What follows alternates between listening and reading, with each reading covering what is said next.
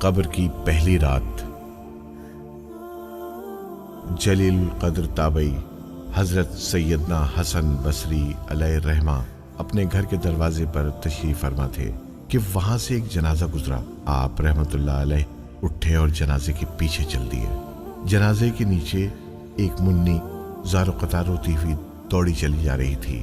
وہ کہہ رہی تھی، اے بابا جان، آج مجھ پر وہ وقت آیا ہے کہ پہلے کبھی نہ آیا تھا۔ حضرت سیدنا حسن بصری علیہ الرحمہ نے جب یہ درد بھری آواز سنی تو آنکھیں اشک بار، دل بے قرار ہو گیا۔ دست شفقت اس غمگین و یتیم بچی کے سر پر پھیرا اور فرمایا، بیٹی، تم پر نہیں بلکہ تمہارے مرحوم بابا جان پر وہ وقت آیا ہے کہ آج سے پہلے کبھی نہ آیا تھا۔ دوسرے دن آپ رحمت اللہ علیہ نے اس منی کو دیکھا کہ آنسو بہاتی قبرستان کی طرف جا رہی ہے۔ حضرت سیدنا حسن بصری علیہ الرحمہ بھی حصول عبرت کے لیے اس کے پیچھے پیچھے چل دیے۔ قبرستان پہنچ کر منی اپنے والد کی قبر سے لپٹ گئی۔ حضرت سیدنا حسن بصری علیہ الرحمہ ایک جھاڑی کے پیچھے چھپ گئے۔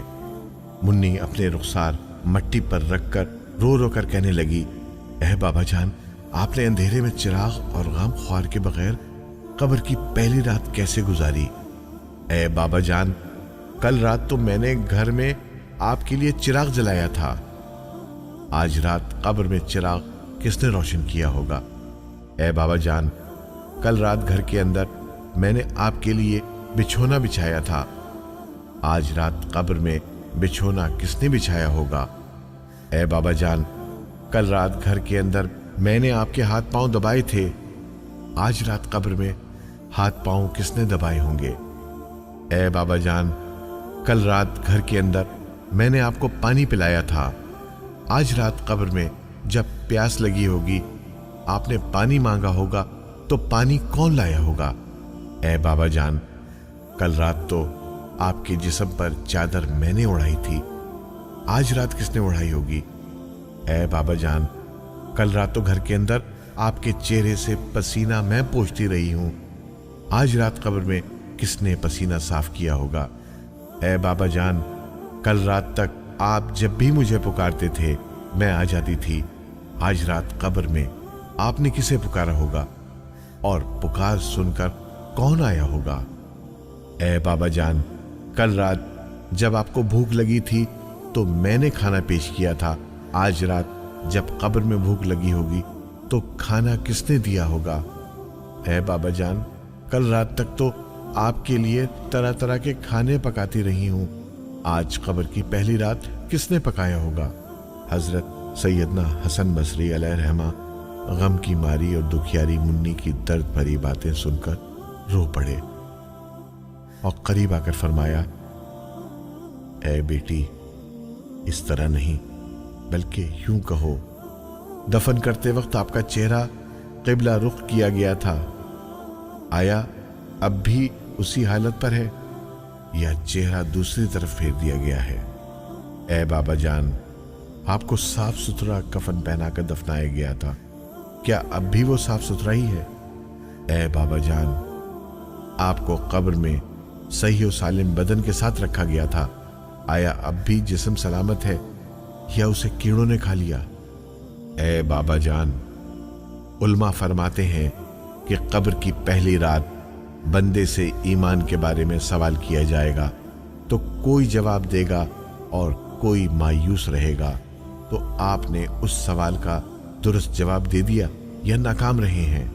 اے بابا جان، علماء فرماتے ہیں کہ بعض مردوں پر قبر کشادگی کرتی ہے اور بعض پر تنگی، تو آپ پر قبر نے تنگی کی ہے یا کشادگی؟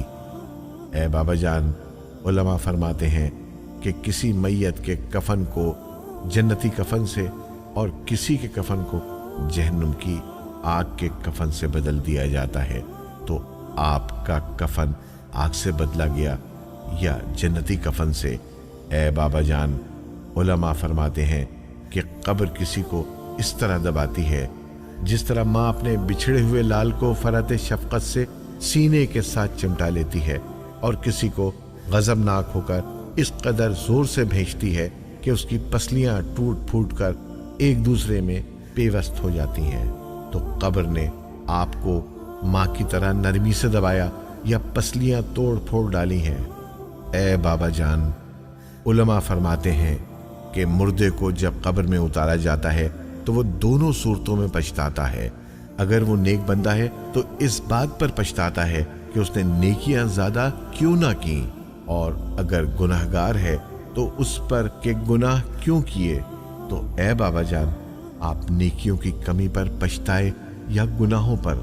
اے بابا جان، کل جب میں آپ کو پکارتی تھی تو مجھے جواب دیتے تھے۔ آج میں کتنی بد نصیب ہوں کہ قبر کے سرہانے کھڑی ہو کر پکارتی ہوں، مگر مجھے آپ کے جواب کی آواز سنائی نہیں دیتی۔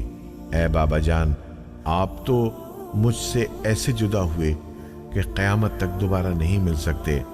اے خدائے رحمان عز و جل، قیامت کے میدان میں مجھے اپنے بابا جان کی ملاقات سے محروم نہ کرنا۔ حضرت سیدنا حسن بصری علیہ رحمہ کی یہ باتیں سن کر منی عرض گزار ہوئی، اے میرے سردار، آپ کے نصیحت آموز کلمات نے مجھے خواب غفلت سے بیدار کر دیا ہے۔ اس کے بعد وہ روتی ہوئی حضرت سیدنا حسن بصری علیہ رحمہ کے ساتھ واپس لوٹ آئی۔